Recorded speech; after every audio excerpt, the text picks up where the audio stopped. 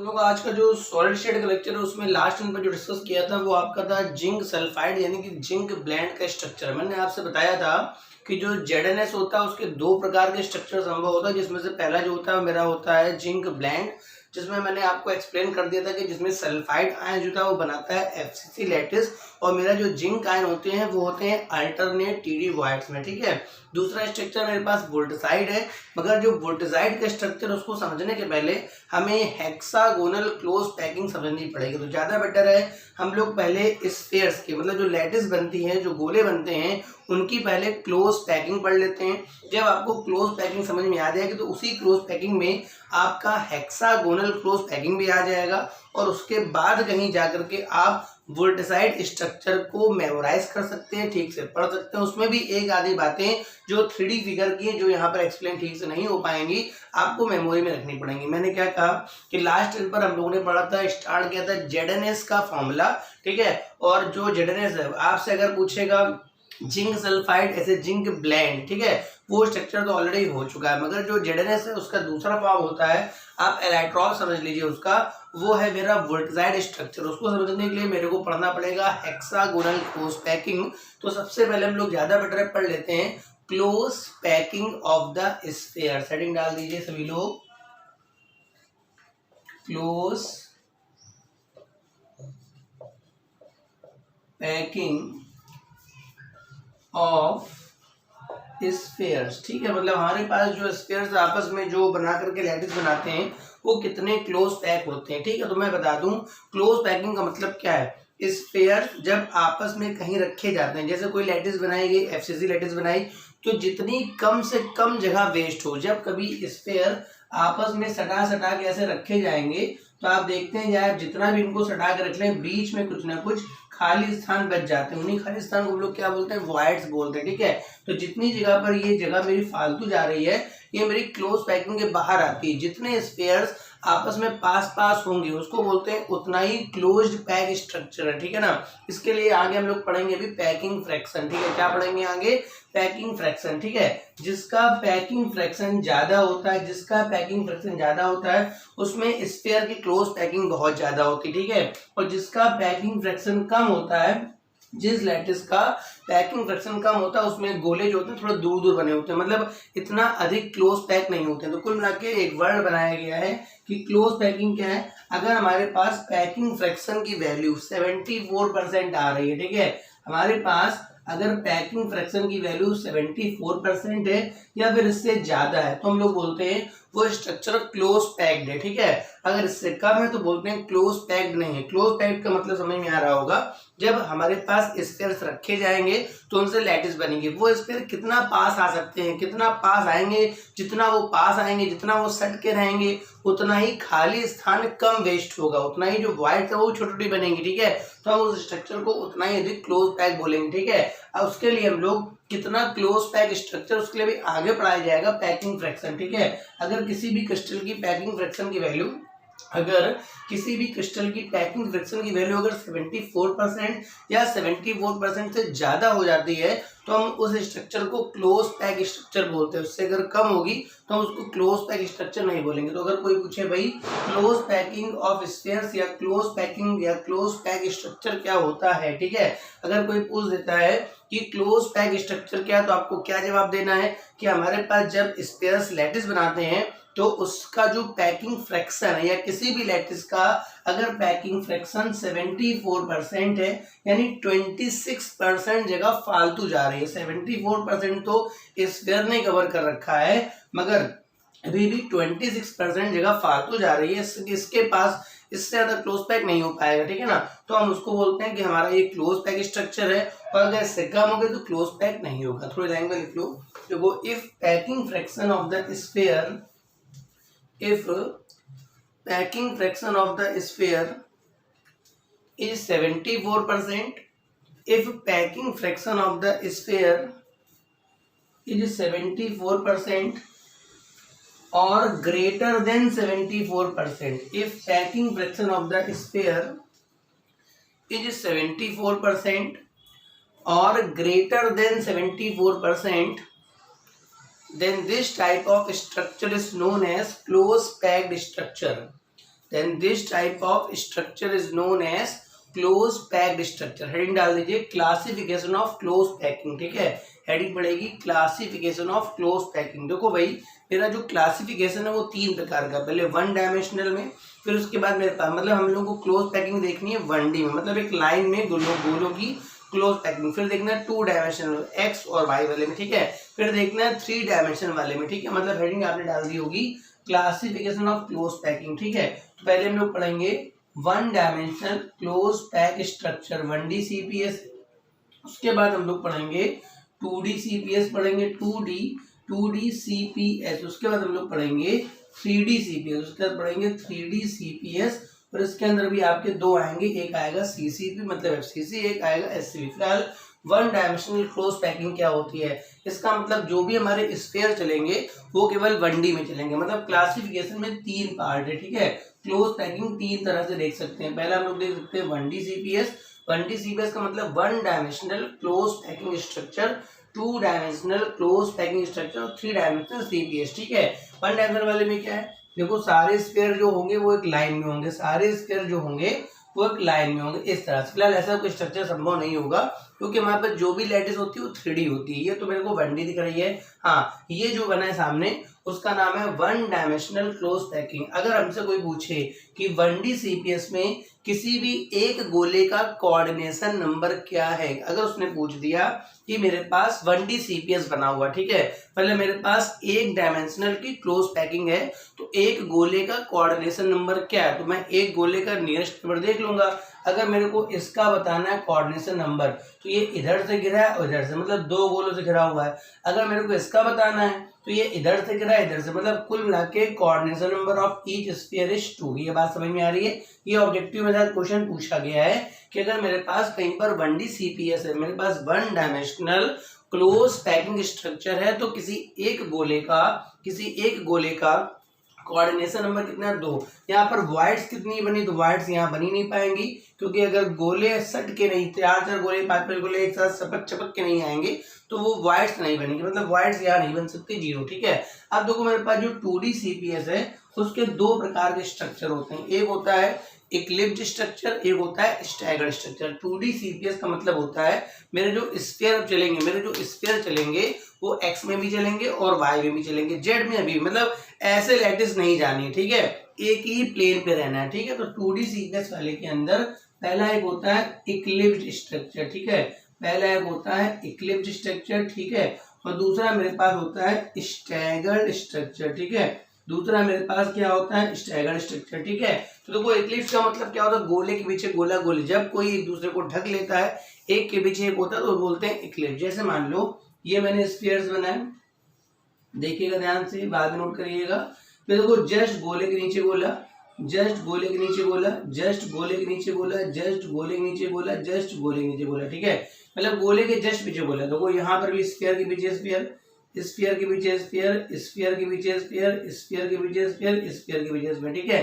फिर देखिए स्फीयर के पीछे स्फीयर, स्फीयर के पीछे स्फीयर, स्फीयर के पीछे, तो ये आप देख सकते हैं ये कहाँ चल रहा है, ये मेरे पास एक्स में भी चल रहा है और वाई में चल रहा है, तो ये जो मेरे पास है वो क्या है 2D CPS, ठीक है। अच्छा अब यहाँ पर अगर हमसे कोई पूछे कि एक गोले का कोऑर्डिनेशन नंबर क्या है, जो एक का होगा वो सभी का होगा।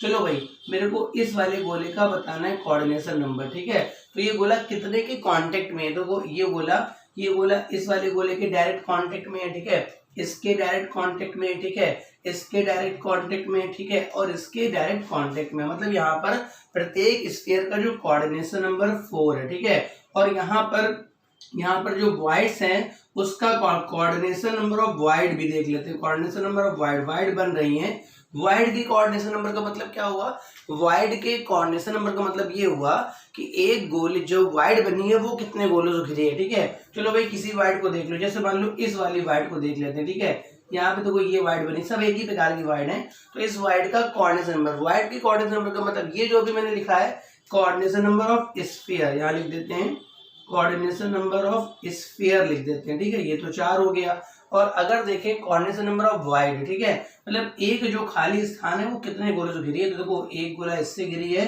2 3 और 4, इसका भी आपका 4 आ रहा है, ठीक है, ये बात क्लियर हो रही है आपकी।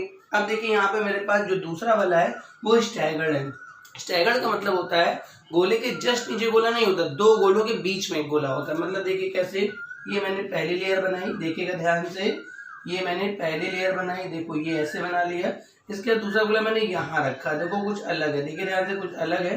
दूसरा गोला दो गोलों के बीच में, दूसरा गोला दो गोलों के बीच में है, ठीक है। देखिए ध्यान से, दूसरा गोला जो है वो दो गोलों के बीच में, अब ध्यान से देखिए, दूसरा गोला दो गोलों के बीच में जा रहा है। तो इस तरह का जो बनता है वो आपका होता है स्टैगर्ड। ये है तुम्हारा क्या, ये दोनों 2D के हैं, मगर दोनों हैं तो 2D के हैं तो यहाँ 2D के, मगर सीधी सी बात है, ये जो है ऊपर वाला इक्लिप्स है, नीचे वाला मेरे पास क्या है, स्टैगर्ड। इसका जो भी वर्क होगा मैं यहाँ पर थोड़ा सा लिख दूंगा, ठीक है। अब देखो यहाँ पर क्या है, यहाँ जितने भी मेरे पास गोले बन रहे हैं ये 2D है, 2D समझ में आ रहा होगा। एक गोला मेरा इधर जा रहा है या फिर इधर जा रहा है, ऊपर की तरफ अभी कुछ भी नहीं आ रहा, ठीक है। अब मैं यहाँ पे क्या निकालूंगा, सबसे पहले यहाँ, चलो इसी को लिख लेते हैं, बाद में उसका अलग से बना लेते हैं। यहाँ पे पहले हम लिखेंगे कोऑर्डिनेशन नंबर ऑफ स्फीयर, ठीक है। किसी भी एक गोले का कोऑर्डिनेशन नंबर कितना, भाई इसके लिए लिखना हो, ध्यान रखना, ठीक है। इसके लिए जा रहा हूँ, ठीक है। तो इसके लिए लिखे जा रहे हैं, तो किसी एक गोले को, देखो ये मेरे पास एक गोला है, ये एक गोला है, बताओ ये डायरेक्ट कितने गोलों के कांटेक्ट में है। देखो ये डायरेक्ट इस तरह से एक हेक्सागन बना रहा है, देखिए ध्यान से कि इस तरह से एक हेक्सागन बना रहा है। बताइए कितने गोले के कांटेक्ट में, 1 2 3 4 5 6, फिर देखिए सातवां एक खुद है, मगर इसका आप इसको देख लीजिए, बताइए कितने कांटेक्ट में, 1 2 3 4 5 6, मतलब इस केस में कोऑर्डिनेशन नंबर ऑफ स्फीयर मेरा कितना हो गया, 6। अगर 2D है, 2D, अगर ये 3D होता तो इसके ऊपर भी कोई गोला होता और फिर नीचे भी गोला होता, देखते फिर कितने गोले होते, ठीक है। फिर यहाँ लिख लेते हैं कोऑर्डिनेशन नंबर ऑफ वॉइड, लिख लेते हैं, ठीक है। वॉइड के कोऑर्डिनेशन नंबर का मतलब क्या हो गया, जो खाली स्थान है वो कितने गोलों से घिरी हुई है, ठीक है। कोऑर्डिनेशन, ये मेरे पास था 1D चल रहा है, ये मेरे पास है 2D, इसके बाद में पढ़ूंगा 3D CPS, ठीक है। 3D का मतलब है इसके ऊपर भी कोई लेयर होगी, उसको कैसे दिखाना बता रहे, ठीक है।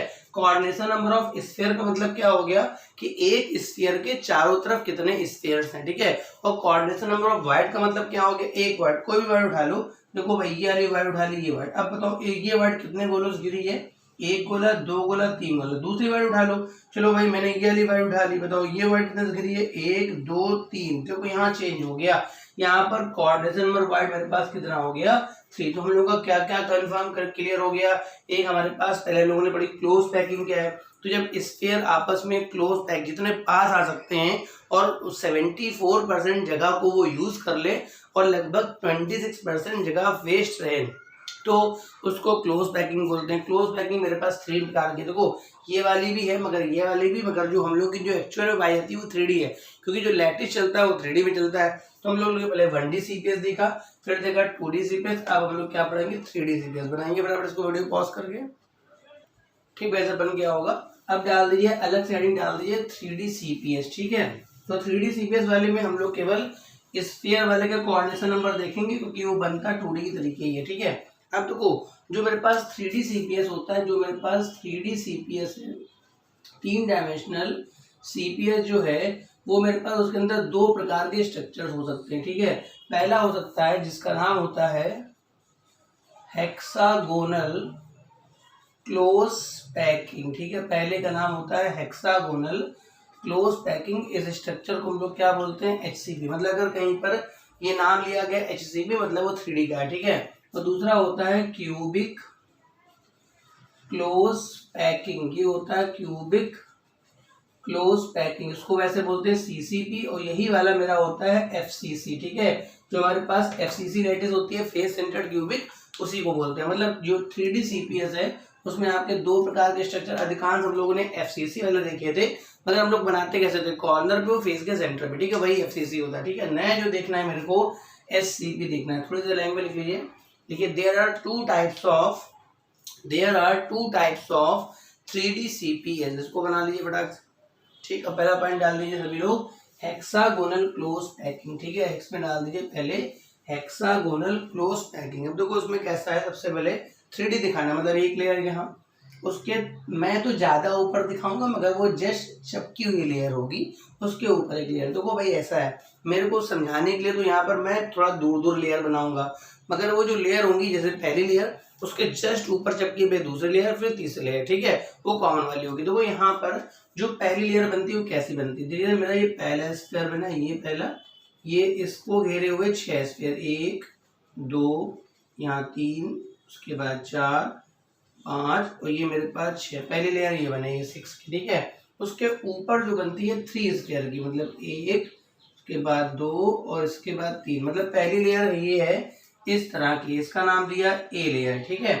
उसके बाद यहाँ पर 3 स्फीयर की एक लेयर होती है, इसका नाम दिया बी लेयर, ठीक है। उसके बाद फिर ऐसी एक स्फीयर की लेयर आती है, मतलब एक स्फीयर हो गया, इसके बाद 1, उसके बाद 2, उसके बाद 3, उसके बाद 4, फिर 5 और फिर ये 6। देखो ये फिर आपकी जस्ट लाइक ए हो गई, ठीक है। उसके ऊपर अगर आप बनाना चाहें तो वो बनेगी बी लेयर। मतलब देखो आपको लग रहा है कि ये इसके काफी ऊपर है, नहीं, ये जो बना है कैसे बना मैं बताता हूँ। पहले एक गोला, इसके चारों तरफ 6 गोले, उसके बाद इसके जस्ट ऊपर 3 गोले, ठीक है, इसके जस्ट ऊपर 3 गोले और उसके बाद फिर जस्ट 1 गोला और फिर 6 गोले, उसके बाद फिर जस्ट आपके 3 गोले। तो जहां पर आपकी ऐसी लेयर चलेगी ए बी, उसके बाद फिर ए बी, फिर आपका ए बी, इस तरह से जो लेयर चलती है उसका नाम होता है क्लोज पैकिंग। कौन सा, HCP, मतलब इस तरह का जो स्ट्रक्चर होता है वो मेरे पास होता है HCP, ठीक है। अब जरा एक पॉइंट समझ लेना, TD वाइड थोड़ा सा यहाँ देख लेते हैं। TD वाइड अगर आपको नहीं पता तो मैं बता दूं, अगर 3 गोलों के ऊपर कोई गोला आ जाए, अगर 3 गोलों के ऊपर कोई गोला आ जाए या 3 गोलों के पीछे कोई गोला आ जाए तो वो जो बीच में वाइड बनती है हमेशा कौन सी वाइड बनती है, TD वाइड। जरा समझने का प्रयास करना। ये इसको नंबरिंग दे देते हैं, चलो ये नंबर 1 है, ये नंबर 1 है, ये चलो नंबर 1 ना दे करके इसको हम लोग, तो नंबरिंग मेरे में भी अभी नहीं दे रखी, चलो कोई बात नहीं, नंबर 1 दो, 1 2 3 4 5 6 7, ठीक है। इसको दिया 8, इसको दिया 9, इसको दिया 10, ठीक है। तो आप थोड़ा ध्यान दीजिएगा कि इसके ये ऐसे नहीं बना हुआ, ये ऐसे बना हुआ, ये ऐसे नहीं है, ये ऐसे है, ये ऐसे नहीं है, ये ऐसे है, ठीक है।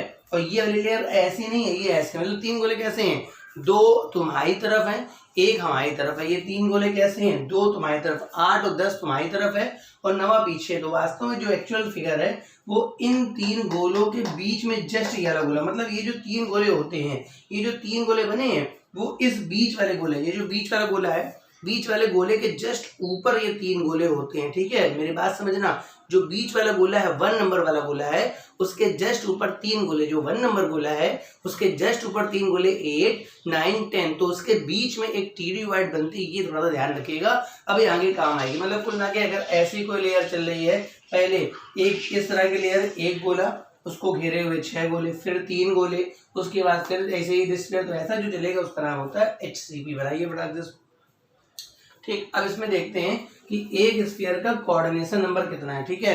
यहाँ बस स्फीयर का देखा जाता है, वाइड का देखना थोड़ा मुश्किल काम है। वाइड का तो भाई 3 आ रहा होगा, ठीक है। तो coordination number of each sphere, coordination number of each sphere, तो ये देख लेते हैं। देखो भाई ऐसा है, मैं इसका बता रहा हूँ कोऑर्डिनेशन नंबर। देखो भाई ये कितने, मेरी बात समझना, मैंने आपसे समझाने के लिए बहुत ऊपर बना रखा है। मैंने क्या कहा, इस वाली लेयर के जस्ट ऊपर ये 3 वाली लेयर है, ठीक है, और इसके नीचे जस्ट फिर ये 3 वाली लेयर होगी इस तरह से, ठीक है ना, इस तरह से। फिर उसके बाद नीचे 6 वाली लेयर होगी, ठीक है। तो देखो अगर मैं इसका कोऑर्डिनेशन नंबर देखो, तुम्हें लग रहा होगा ये इससे बहुत दूर है, तुम्हें लग रहा है ना, मैंने क्या कहा, अगर मैं बिल्कुल सटा के तो मैं बना ही नहीं सकता, क्योंकि फिर गोले इंटरेक्ट कर जाएंगे। हाँ, अगर आप ऐसे समझे, एक लेयर ये 7 गोलों की, फिर जस्ट ऊपर बिल्कुल सटी भाई 3 गोलों की, फिर जस्ट ऊपर सटी भाई 6, फिर 7 गोलों की, फिर जस्ट ऊपर 3 गोलों की। अगर इसका मैं कोऑर्डिनेशन नंबर देखूं तो ये कितने गोलों से घिरा होगा, 1 2 3 4 5 6, तो ये हो गए, और 3 गोले इस ऊपर वाले से घिरा होगा और 3 गोले नीचे वाले से घिरा होगा। मैं इस गोले की बात कर रहा हूँ, सेंटर वाले की। तुम्हें अभी भी लग रहा होगा सर आप तो बोलते थे नियरेस्ट नेबर, आप तो बोलते थे नियरेस्ट नेबर, ये सब तो नियरेस्ट है मगर वो तो नियरेस्ट नहीं। तो मैंने आपसे क्या कहा कि आप एक घर में एक काम करें, कैसे 7 बॉलें कैसे रखेंगे, पहली बॉल, फिर 6 बॉल, फिर उसी के ऊपर, फिर उसी सेंटर वाली बॉल के ऊपर आप 3 बॉलें चिपका के रख दो, फिर उन्हीं 3 बॉलों के ऊपर फिर 7 बॉलें चिपका के रख दो, फिर उन्हीं 7 बॉलों के ऊपर सेंटर वाले के ऊपर 3 बॉलें चिपका के रख दो, तो भैया सब सटे हुए तो हैं। तो अगर मैं इसका कोऑर्डिनेशन नंबर कहूंगा तो बताओ 6 तो ये हो गया, 3 इससे और 3 नीचे, तो 6 और 6 12। ध्यान रखिएगा बहुत इंपॉर्टेंट है, पूछा गया है coordination number of each sphere is 12। ठीक है, ये मेरे पास जो एससीपी का स्ट्रक्चर है उसमें प्रत्येक गोले का जो कोऑर्डिनेशन नंबर होता है वो 12 होता है। ठीक है, ऐसे ये भी किसी का सेंटर रहा होगा, देखो अच्छा अगर मैं इसको ऐसे बना दूं, उसको मैं ऐसे पूरा कर दूं, बताओ तो ये भी किसी का सेंटर रहा होगा। ठीक है, तो इसके इधर बगल में और ऊपर 3 गोले होंगे। ठीक, बनाइए फटाफट इतना, ये इतना बनाना है। ठीक, नेक्स्ट डाल दीजिए, इसके बाद नेक्स्ट डाल दीजिए CCP arrangement, cubic close packing arrangement या एफसीसी बोलते हैं उसी को। ठीक है, इसमें एबीसी टाइप का होता है। ठीक है, हेडिंग डाल दीजिए क्यूबिक क्लोज पैकिंग अरेंजमेंट या सीसीपी अरेंजमेंट। इसमें क्या होता है देखिए, एक लेयर तो पहले ऐसे चलती है, एक गोला, उसके अगल बगल मेरे पास 6 गोले, 4 5 और ये 6, उसके बाद 3 गोलों के लेयर ऐसे 1 2 3, फिर 3 गोलों की एक देखी गई है 1 2 3, दोनों में अंतर है, दोनों में अंतर है, इन दोनों में अंतर है। क्यों? चलो ये तो ए लेयर हो गई, इसमें क्या है, इसमें समझिए, इसमें समझने का प्रयास करिए। इसमें क्या है, 2 गोले तुम्हारी तरफ है, एक पीछे की तरफ, इसमें एक तुम्हारी तरफ है, 2 पीछे है, तो ये एक अलग लेयर बी हुई, ये एक अलग लेयर सी। ये कुछ समझ में आ रही बात? देखो ये जो बने हैं कैसे बने हैं मैं बता रहा हूँ। एक गोला तुम्हारी तरफ, एक गोला तुम्हारी तरफ, एक मेरी तरफ, एक तो ये बी लेयर है। सी लेयर कैसी है, एक गोला तुम्हारी तरफ, 2 गोले मेरी तरफ। दोबारा सुनो, ये तो एक समझ में आ रही होगी, अलग टाइप की लेयर है, ए लेयर है। जरा इसको देखो, इसमें मैंने 3 गोले बना रखे, मगर कैसे बना रखे हैं, मैंने इधर 2 गोले बनाए, ये इधर वाली साइड है वो तुम्हारी तरफ है। ठीक है, तो 2 गोले तुम्हारी तरफ, एक मेरी तरफ, ये बी लेयर हो गई। जो तीसरी लेयर वो ऐसी ही नहीं बनी, वो बनी है इसकी उल्टी, एक तुम्हारी तरफ 2 पीछे, तो ये लेयर हो गई सी। अब इसके ऊपर फिर वैसी लेयर आएगी, ये वाली 1 2 3 4 5 6, फिर उसके ऊपर आएगी तो ये फिर से ए वाली हो गई। तो जो अरेंजमेंट है कैसा, ए बी सी, फिर चलेगा ए बी सी, ऐसा जो चलेगा उसका नाम क्या होता है, सीसीपी अरेंजमेंट। इसमें भी अगर मैं इसका कोऑर्डिनेशन नंबर देखूं तो 6 ये हो गए, 3 नीचे होंगे और 3 नीचे होंगे, तो कोऑर्डिनेशन नंबर यहाँ पर भी कितना आएगा, 12। बनाइए फटाफट इसको, वीडियो पॉज करके फटाफट। ठीक भाई, तो बन गया होगा। अब मैं इसको रफ कर देता हूँ। ठीक है, अब मैं समझाऊंगा स्ट्रक्चर ऑफ वोल्टेजाइड। ठीक है, अब मैं समझाऊंगा यहाँ पर स्ट्रक्चर ऑफ वोल्टेजाइड। तो हेडिंग डाल दीजिए स्ट्रक्चर ऑफ वोल्टेजाइड, डाल दीजिए फटाक से। तो भैया हम लोगों को स्ट्रक्चर समझना है वोल्टेजाइड का। वोल्टेजाइड का जो फॉर्मूला है वो भी मेरे पास जिंक सल्फाइड है, और मैं बता दूं कि वोल्टेजाइड का स्ट्रक्चर समझने के लिए बहुत अधिक धैर्य की आवश्यकता है। आपको बहुत शालीनता पूर्वक बात सुननी पड़ेगी। उसके बाद भी चूंकि 3D फिगर टोटली है, तो एक जगह दो तीन जगह वॉइड्स ध्यान रखनी पड़ेंगी। यहाँ पर ये वॉइड्स होती हैं। तो जो मेरे पास जिंक ब्लेंड का स्ट्रक्चर था,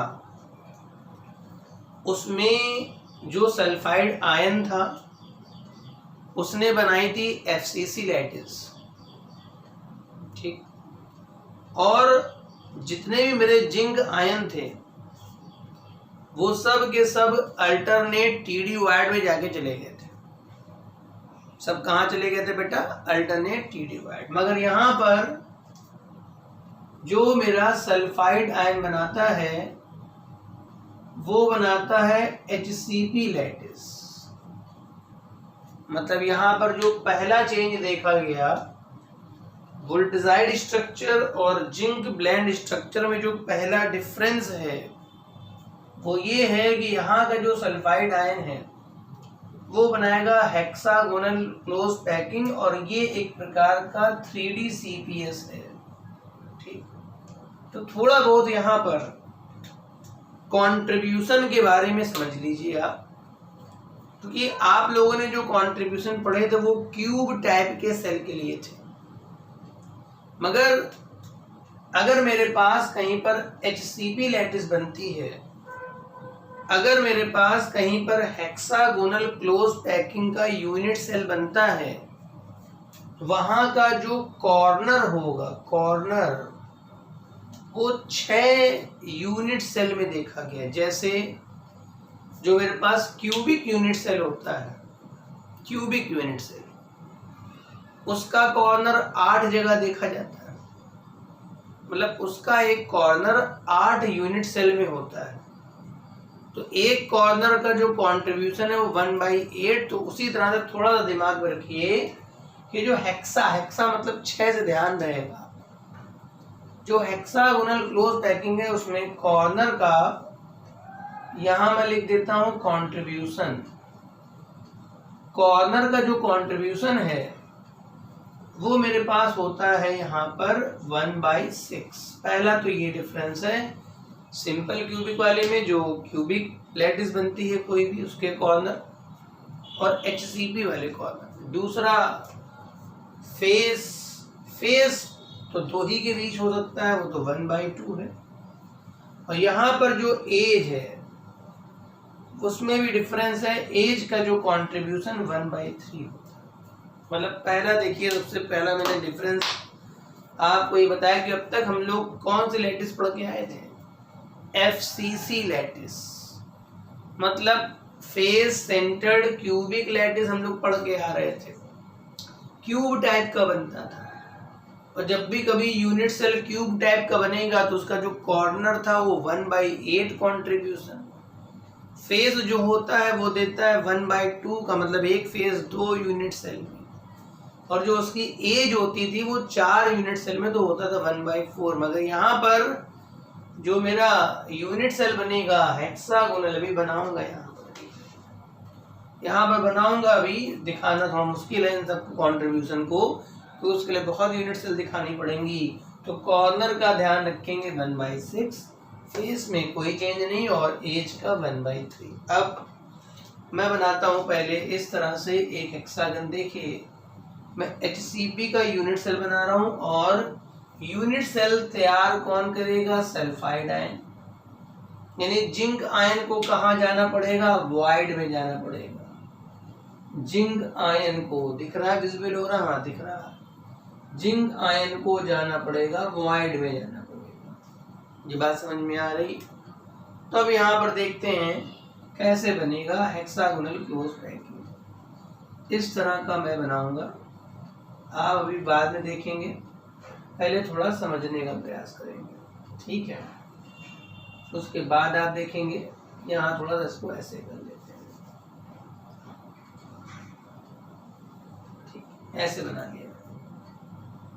अब यहाँ पर मैं 6 गोले रखूंगा, पहला स्फीयर, दूसरा स्फीयर, तीसरा स्फीयर, चौथा स्फीयर, पांचवा स्फीयर, छठवां स्फीयर। इस तरह से मेरे पास 6 स्फीयर, और एक ये बीच वाला स्फीयर, ये हाँ बेटा ये बना वही है क्या, ये एक गोला, 2 3 4 5 6 7, मगर मैं अगर सटा के बना दूंगा तो तुम्हें समझ में नहीं आएगा।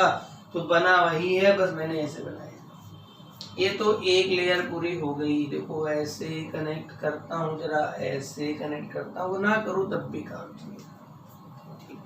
ये तो पहली लेयर भाई, ध्यान करो इन 7 गोलों के ऊपर और नीचे 7 गोलों के लेयर नहीं, 3 गोलों के लेयर होती थी। तो 3 गोले मैंने ऐसे बना दिए, एक गोला, उसके बाद 2 गोला, उसके बाद 3 गोला, इसके बाद फिर से यहीं पर 7 गोले लिया। तो एक पॉइंट इससे लाऊंगा नीचे, बिल्कुल यहाँ तक ले आता हूँ, ठीक। एक पॉइंट इससे लाऊंगा, थोड़ा सा ऊपर रोकूंगा, एक पॉइंट इससे लाऊंगा, थोड़ा सा नीचे रोकूंगा, एक पॉइंट इससे जो लाऊंगा इसके बराबर रोकूंगा, है ना, एक पॉइंट इससे लाऊंगा तो इसके बराबर रोकूंगा, है ना, एक पॉइंट इससे लाऊंगा तो इसके बराबर रोकूंगा, और इनको फिर से मिलाऊंगा ऐसे, इसको ऐसे, इसको ऐसे, इसको ऐसे, इसको ऐसे, इसको ऐसे। यहाँ पर फिर से एक गोला होगा, यहाँ पर फिर से एक गोला होगा, यहाँ पर फिर से एक गोला होगा, यहाँ पर फिर से एक गोला होगा, यहाँ पर फिर से एक गोला होगा, यहाँ पर फिर से एक गोला। ये रहा मेरा बीच वाला गोला। फिर से मैं इसको ऐसे जरा मिला देता हूँ। तो आप देख सकते हैं ये मेरा बना है HCP अरेंजमेंट। अगर किसी को ना समझ में आए तो मैं बता दूं, अपना HCP द्वारा देख लो जाके। पहले एक सेंटर के गोले के चारों तरफ 6 गोले, पहली लेयर, उस लेयर का नाम A लेयर था। दूसरा उसके बाद 3 गोलों के लेयर, उसका नाम B लेयर, क्योंकि डिफरेंट टाइप के लेयर। उसके बाद फिर वैसे ही 7 गोलों के लेयर, तो भैया C लेयर थोड़ी ना होगी, B लेयर। नंबरिंग दे देता हूँ इन गोलों को। ये मेरे पास 1 नंबर, ये है मेरे पास 2 नंबर, ये गोला है मेरे पास 3rd नंबर, ये गोला है मेरे पास 4th नंबर, ये है मेरे पास 5th नंबर, ये गोला है मेरे पास 6th नंबर, और ये जो गोला है वो मेरे पास 7th नंबर। ये 7th नंबर है, और इसको दूंगा मैं 8 नंबर, इसको दूंगा मैं 9, इसको दूंगा 10। यहाँ पे दूंगा मैं 11 नंबर, यहाँ दूंगा मैं 12 नंबर, यहाँ दूंगा मैं 13 नंबर, यहाँ दूंगा मैं 14 नंबर, यहाँ दूंगा मैं 15 नंबर, यहाँ पे दूंगा 16 नंबर, और इस वाले गोले को मैं दूंगा 17 नंबर। ये मेरा बन गया। और ये जितने भी गोले बने हैं, ये जितने भी गोले बने हैं, सब के सब 1 से लेकर 17 तक, 1 से लेकर 17 तक सब के सब बेटा किसके हैं? सल्फाइड आयन के। सब सल्फाइड आयन के हैं। अब यहाँ पर अभी मैं सल्फाइड गिन लूंगा। इसमें कॉर्नर कहाँ गिने जाते हैं?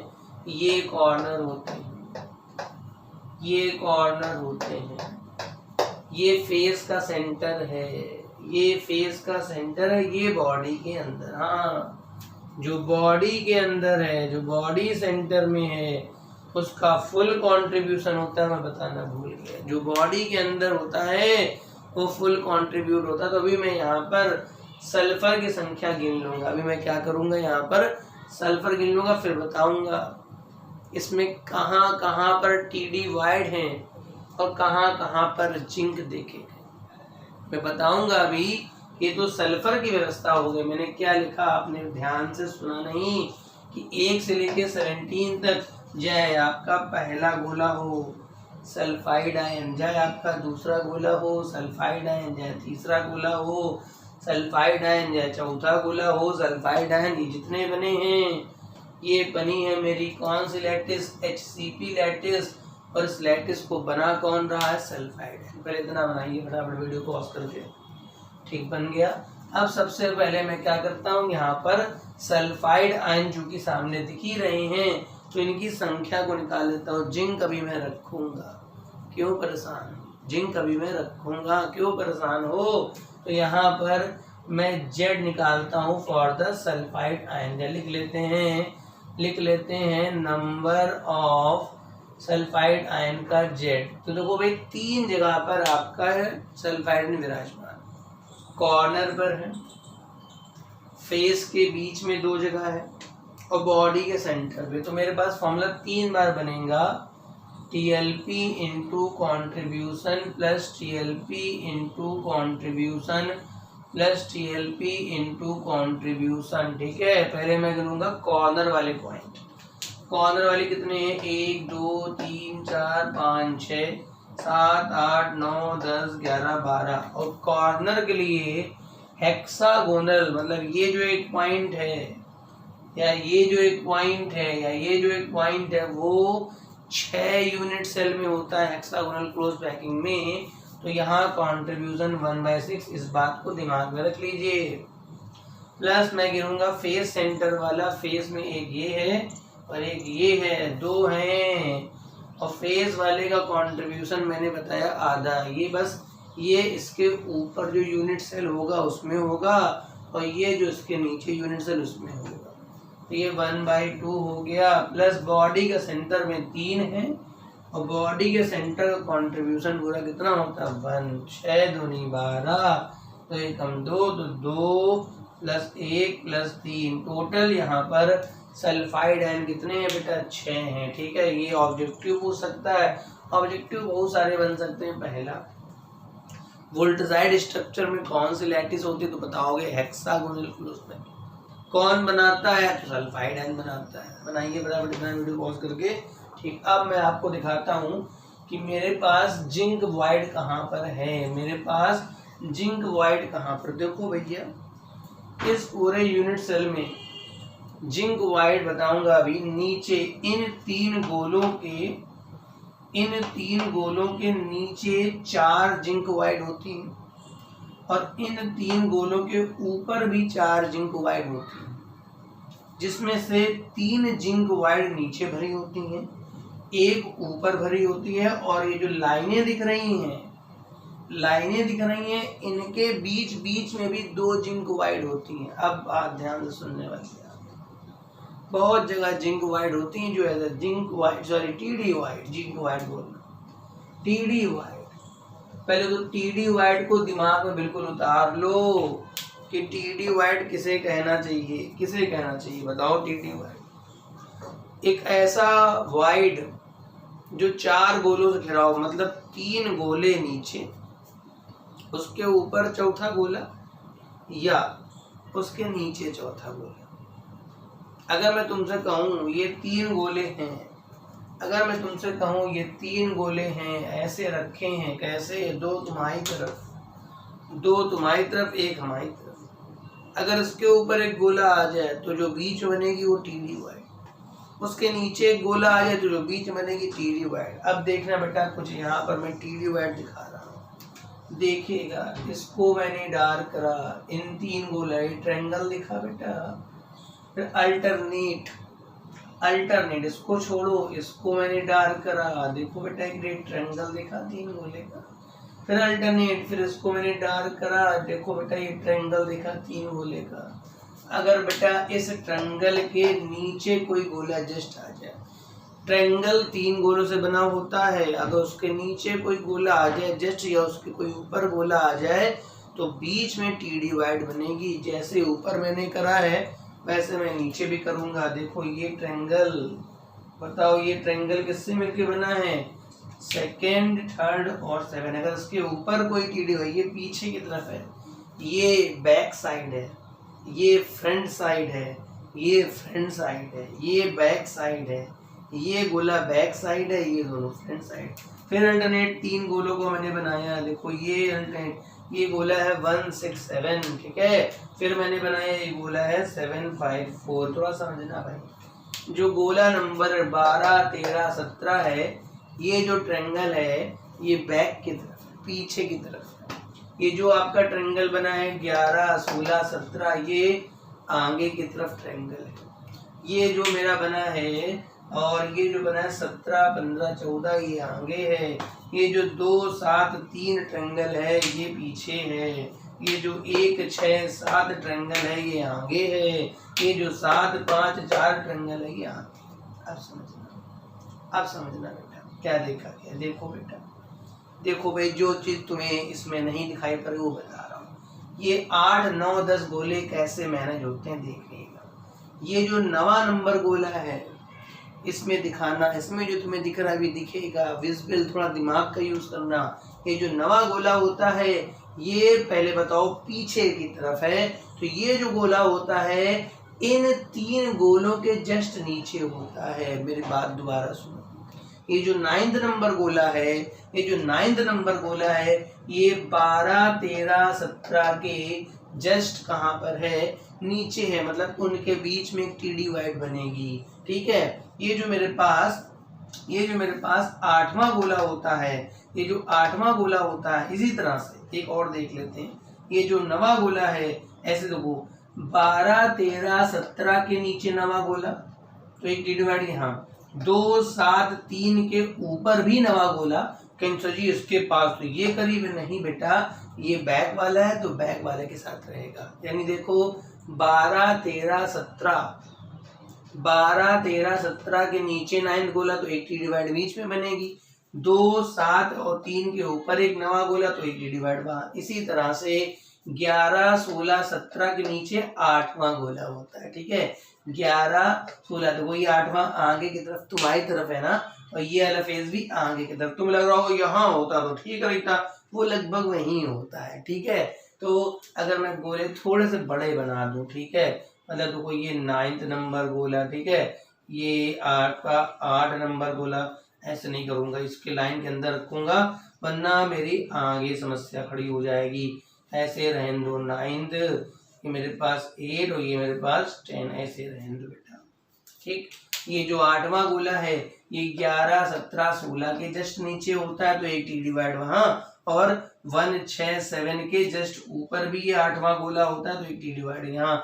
इसी तरह से ये 10वां गोला जो होता है वो 17, 15, 14 के जस्ट नीचे होता है तो एक टी डिवाइड। इनके बीच में पहले क्या सीखना है, 3 गोलों के नीचे अगर कोई गोला जस्ट हो सेंटर में, या 3 गोलों के जस्ट ऊपर कोई गोला हो सेंटर में, तो वहां पर आपका टी डिवाइड बनता है। तो ये जो 10वां गोला, चूंकि तो पहले आगे की तरफ है ना, तो ये भी तो आगे का साइड है, 17, 14, 15 आगे की तरफ है, 3 गोले हैं, उनके जस्ट नीचे 10वां गोला तो टी डिवाइड वहां। इसी तरह से ये 7, 5, 4 भी आगे की तरफ है और 10वां उसके ऊपर जस्ट होता है तो एक टी डिवाइड है। 6 टी डिवाइड मैंने दिखाई, 6 दिखाई, 3 ऊपर 3 नीचे।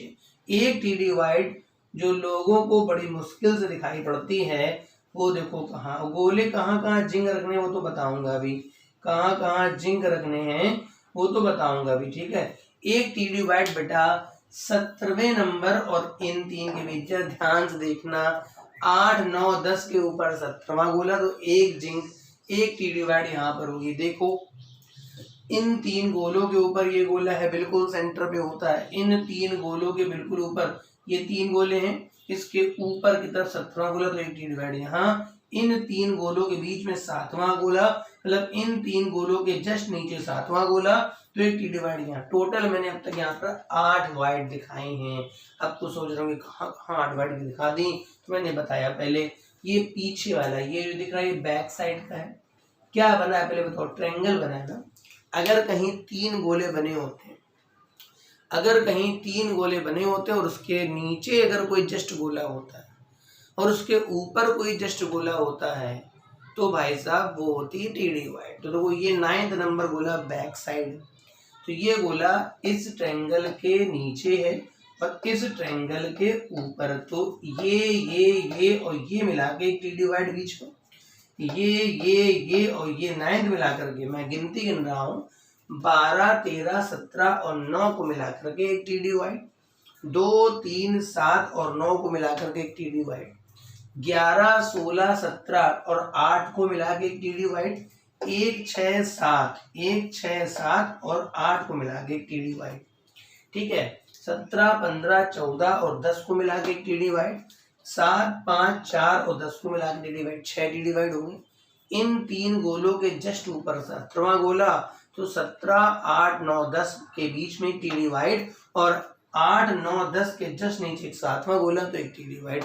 तो कहाँ कहाँ टी डिवाइड है, यहाँ से। ठीक, अब कुछ टी डिवाइड जो हैं ये जो लाइनें बनी हैं इनके बीच में पाई जाती हैं, क्योंकि ये तो एक यूनिट सेल है। मेरी बात समझना, जितनी ये लाइनें बनी होती हैं, जितनी मेरी ये लाइनें बनी हैं, क्योंकि ये यूनिट सेल है, यूनिट सेल एक पार्ट होता है। अभी बेटा ये एक्स में रिपीट होगा, अभी बेटा ये वाई में रिपीट होगा, अभी ये जेड में, वो इसके आगे मैं नहीं दिखा पाऊंगा। इस लाइन में 2 टी डिवाइड होती हैं, क्योंकि आप ध्यान दीजिए बिल्कुल ऐसा ही गोला है, यहाँ कहीं आया, सोचो भाई, सोचो सोचो सोचो, एक गोला, 2 गोला, एक गोला यहाँ, तो ट्रायंगल फिर बनेगा और उसके नीचे इन 3 गोलों में से फिर कोई गोला। अगर मेरी बात सुन लो भैया मेरे, इन प्रत्येक लाइन में जितनी लाइन बनी है सबके बीच में 1, 2 टी डिवाइड होती हैं। इसमें 2 टी डिवाइड, कितनी लाइनें दिख रही हैं जरा गिन लो, 1, 2, 3, 4, 5, सबके में 2। ये यूनिट सेल, ये रिपीट होगा। क्यों,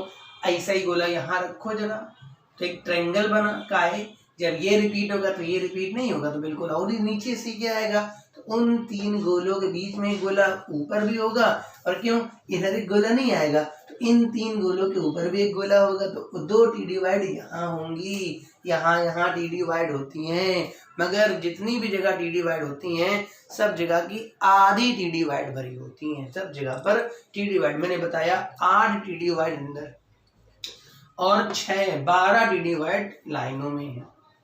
सुन लो ध्यान से, 8 टी डिवाइड अंदर कहाँ थी मैंने बताया, फिर से गिन लो, 12, 13, 17 और 9, 2, 7, 3 और 9 के बीच 2 टी डिवाइड, 11, 17, 16 और 8 एक टी डिवाइड, 1, 6, 7 और 8 ये 2 टी डिवाइड, यहाँ 4 टी डिवाइड हो गई, 17, 15, 14 और 10 7, 5, 4 और 10, ये 6 डी डिवाइड हो गई।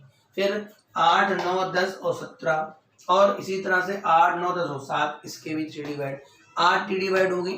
फिर मैंने कहा अगर ये यूनिट सेल है ना, अगर इसको इधर रिपीट करो, इसको इधर रिपीट करो, तो एक ट्रायंगल यहाँ बनेगा, ये भी खिसकेगा, तो इस ट्रायंगल के नीचे इधर टी डिवाइड, इस ट्रायंगल के ऊपर टी डिवाइड, मतलब इस लाइन में 2 टी डिवाइड, इस लाइन में 2, कितनी लाइनें हैं, कितनी लाइनें हैं, 6, 6 दूनी 12, मतलब सीधी सी बात है, अंदर टोटल 8 टी डिवाइड, अंदर टोटल 8 टी डिवाइड है और बाहर टोटल 12 टी डिवाइड। मैंने बोला जितनी यहाँ पे टी डिवाइड उसकी जस्ट आधी भरी होती है। सुनो भाई, जितनी टी डिवाइड यूनिट सेल में होती हैं उसकी उसकी आधी टी डिवाइड भरी होती हैं। जैसे अंदर मैंने कहा 8 है तो 4 भरेंगी, ठीक है। जैसे इन 3 के नीचे वाली चाहे 3 भर लो, चाहे इन 3 के ऊपर वाली 3 भर लो। सुनो ध्यान से, एक इसके नीचे थी, एक इसके नीचे थी, एक इसके नीचे थी, एक इसके ऊपर थी, यानी ऊपर की है तो 3 भर लो या नीचे की 3 भर लो। इन दोनों के बीच में देखो, या तो 17 और यहाँ पे जिंक रख लो, या तो यहाँ रख लो। मेरी बात समझना, अंदर 2 प्रकार की टी डिवाइड है, अंदर 8 टी डिवाइड है, 6 एक प्रकार की हैं। इस ट्रायंगल से 3 बनी, इस ट्रायंगल से 3 बनी, वो 6 हुई। इस 17 और 8, 9, 10 से एक बनी और 8, 9, 10, 7 से एक बनी, वो 2 अलग है।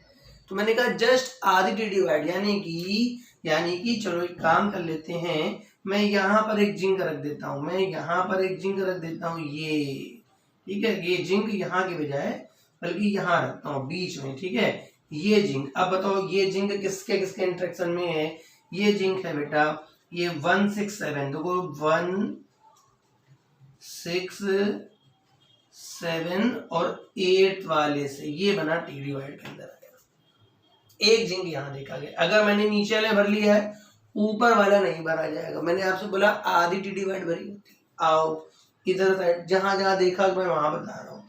यहाँ पर जिंक देखा गया है, यहाँ जिंक देखा गया है, ये जिंक किससे किससे इंटरेक्ट होगा, 10 वाले से, ठीक, और 7 वाले से, और 4 वाले से, 5 वाले। ये टी डिवाइड तुम्हें अजीब दिख रहा है, दिखने दो बेटा, ये बिल्कुल टेट्राहेड्रल होता है, ठीक है। अब ये जो बना है, अब यहाँ पर एक जिंक होगा, ये वाला जो जिंक होगा, ये वाला देखो, ये जिंक जो होगा ये वाला नीचे रखा है, ये इंटरेक्ट होगा इन तीनों से, मतलब देखो 2 वाले से, 7 वाले से, 3 वाले से और 90 वाले से, केवल ये दिखा, केवल 90 वाले से ये 3 जिंक नीचे हो गए। बताओ ऊपर की 3 जिंक टी डिवाइड खाली रही और नीचे के 3 भर गई। जहां जहां जिंक क्रिस्टलोग्राफी से देखा गया मैं वहीं रख पाऊंगा। मैंने कहा था इन 3 के नीचे 3 टी डिवाइड थी, इन 3 के ऊपर, तो इन 3 के ऊपर मैंने 3 जिंक रख दिए। अब अंदर एक जिंक और होता है, वो होता है ऊपर इस वाली टी डिवाइड। बताओ जरा सोचो, ये जिंक कहाँ पर है, मैं इंटरेक्ट करा रहा हूँ, ये जिंक यहाँ पर है, 17 से इंटरेक्ट होता है, 8 से, 9 से और 10 से। ये समझ में आ रहा है? मतलब जो 2 टी डिवाइड थी बेटा, इस वाले जिंक में तुम्हें सिमिलरिटी दिख रही होगी, अंतर है। ये जिंक कहाँ से, नीचे वाले ट्रायंगल और एक गोले से इंटरेक्ट हो रहा है। ये जो जिंक है वो इन 3 गोले और एक से इंटरेक्ट हो रहा है, अंतर है बेटा, अंतर। मैंने आपसे बोला था कि जितनी भी टी डिवाइड होती है उसकी आधी भरी होती है। बताओ ऊपर ये 3 थी, नीचे इन 3 में से बनेंगी तो नीचे के 3 भर गई, 1 2 3, एक इन 3 और इसके बीच, इन 3 और इसके बीच, तो इन 3 और इसके बीच वाली भर गई, इन 3 इसके बीच वाली खाली है। तुम्हें लग रहा होगा सर भरे तो हो, ये बेटा वो वाली है, ये वाली टी डिवाइड है, ये वाली टी डिवाइड में जिंक है। 4 जिंक हुए टोटल, इसमें 6 जिंक होते हैं। जिंक सल्फाइड के स्ट्रक्चर में टोटल 6 जिंक होते हैं। कैसे होते हैं बता रहा हूँ, 4 भर गए। फिर मैंने कहा था जितनी टी डिवाइड्स होती हैं उन सबकी आधी भरी होती है। फिर अभी कुछ बोला था इसके बीच में 2 टी डिवाइड होती है, यहाँ 2 यानी 1 भरी जाएगी, यहाँ 2। जिंक सल्फाइड के स्ट्रक्चर में अभी मैंने सल्फर 6 दिखाए थे, जिंक भी बेटा 6 आएंगे, जिंक भी बेटा 6 आएंगे। कुछ सोच रहे होंगे 4 तो आपने भर दिया। अभी भी अगर आपको गड़बड़ लग रहा है कि ये जिंक एक जैसा है, तो नहीं बेटा, ये जिंक इस वाले ट्रायंगल और 9 से इंटरेक्ट हो रहा है, और वो जिंक इन तीनों गोलों और 17 से इंटरेक्ट हो रहा है। अब मेरे को भरना है बाकी के 2 जिंक। तो 2 जिंक कैसे आने वाले बता रहे हैं। यहाँ पर एक जिंक देखा गया है, इस वाली TDY में देखा गया है, इस वाले में देखा गया है, इस वाले में देखा गया है, हर लाइन में एक एक जिंक देखा गया, हर लाइन में एक एक जिंक। सर जी यहाँ तो बहुत सारे जिंक हो गए, कितने गिनो, 1 2 3 4 5 6 7 8 9 10।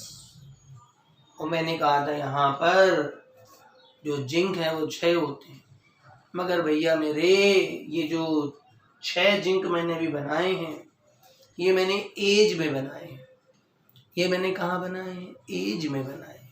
और मैंने लिखा था अगर कोई भी एटम एज में, मेरी बात समझे थे, मैंने कहा था 2 TDY प्रत्येक लाइन के बीच में भी आती। कैसे आती थी, क्योंकि ये 3D फिगर और बढ़ेगा, इधर ट्रायंगल होगा, फिर उसके बीच में नीचे कोई गोला तो इसके और इसके, यानी कि देखो एक गोला यहाँ कहीं होगा, एक गोला यहाँ, तो उसके TDY में एक नीचे भी बनेगा। तो मैंने कहा था आधी TDY भरनी होती है।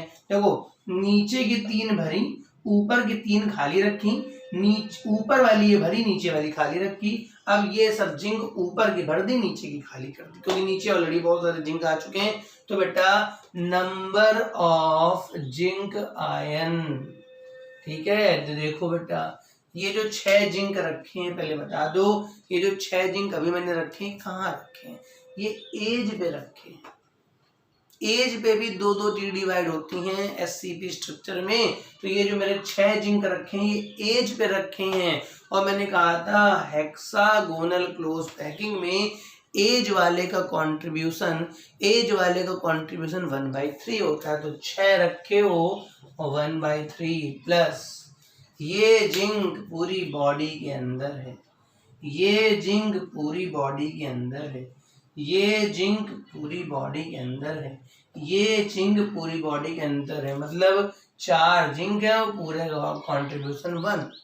तो 3 दूनी 6 प्लस 4, यानी कि जिंक आयन की संख्या भी 6 होगी। कुल मिला के यहाँ पर जिंक आयन का जो जेड है वो भी मेरे पास 6 है, और सल्फाइड का भी मेरे पास 6। फटाफट वीडियो पॉज करके इसको नोट कर लो फटाक से।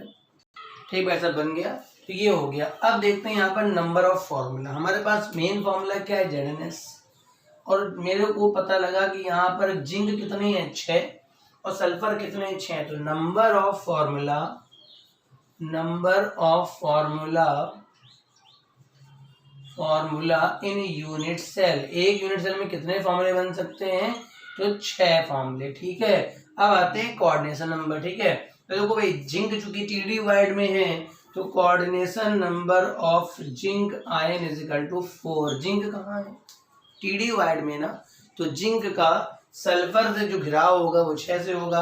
अच्छा, चूंकि AB टाइप का फॉर्मूला है, जितने भी मेरे AB टाइप के फॉर्मूले होते हैं उनमें दोनों के कोऑर्डिनेशन नंबर बराबर होते हैं। तो coordination number of sulphide ion बराबर 4। मतलब क्या हुआ, एक जिंक घिरा होगा 4 सल्फर से, वो तो दिख ही रहा है मेरे को। ठीक है, और एक सल्फर भी घिरा होगा कितने जिंक से, 4 जिंक से। वो मैं यहाँ नहीं दिखा रहा हूँ। ठीक है, एक सल्फर भी घिरा होगा 4 जिंक से, मतलब एक जिंक। जो मैंने 12 कोऑर्डिनेशन नंबर पहले बताया था उस सल्फर का सल्फर से था। ठीक है, वो एक ही प्रकार के एटम का था उसमें, क्योंकि जो SCP स्ट्रक्चर मैंने पहले बनाया था उसमें सब गोले एक ही प्रकार के थे। मगर यहाँ पर जो कोऑर्डिनेशन नंबर देख रहे हैं, जिंक का सल्फर से, सल्फर का जिंक से। चूंकि जिंक TDY में है तो वो तो 4 होगा। चूंकि AB टाइप का फॉर्मूला बना हुआ है, इसलिए यहाँ पर जो जिंक का कोऑर्डिनेशन नंबर होगा वही मेरे पास सल्फर का, उसमें सॉल्व करना थोड़ा मुश्किल है। ठीक है ना,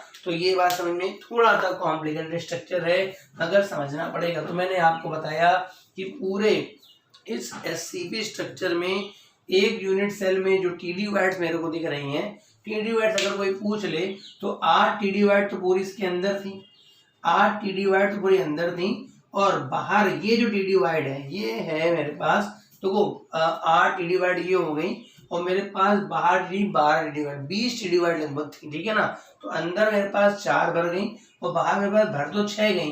अगर प्रत्येक जो भरी है वो यहाँ पर भी TDY होगी। मैंने आपसे कहा था जितनी TDY होती है उसकी आधी, जितने प्रकार की, मैंने कहा 4 प्रकार के टी डिवाइड हैं, ठीक है।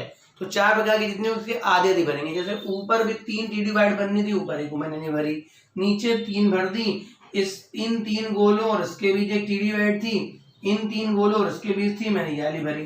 फिर यहाँ इस लाइन में 2 टी डिवाइड थी, एक भरी यहाँ खाली, एक भरी यहाँ खाली, एक भरी यहाँ खाली, एक भरी यहाँ खाली, एक भरी यहाँ खाली, एक भरी यहाँ खाली। ये टी डिवाइड तुम्हें कम समझ में आ रही होगी तो मैं समझाता हूँ कि ये थोड़ा 3D फिगर है। आगे भी गोला आया होगा, ये वाला गोला यहाँ बना होगा, एक गोला फिर नीचे, तो इन 3 गोलों के बाद नीचे गोला, तो वो टी डिवाइड बनेगी, ठीक है ना। तो इसके बाद जितना डिटेल से मैंने बता दिया है, इसको आप ठीक से अच्छे से कलरफुल डायग्राम को थोड़ा बनाइए, तो बड़ा सा स्ट्रक्चर बनाइए ताकि आपको समझ में। ध्यान रखिएगा इस जिंक को बीच में कहीं मत दिखा दीजिएगा, वरना वो लाइन में माना जाएगा। इसलिए मैंने किनारे से यहाँ पहले बनाया था, तो यहाँ ही दिखाइए, इसको यहाँ दिखाइए, इसको देखो लाइन के मैंने बीच बनाया, बाकी जो बनाए हैं मैंने लाइन के बीच बनाए, ठीक है। मैं क्लोज करता हूँ, ठीक है भाई।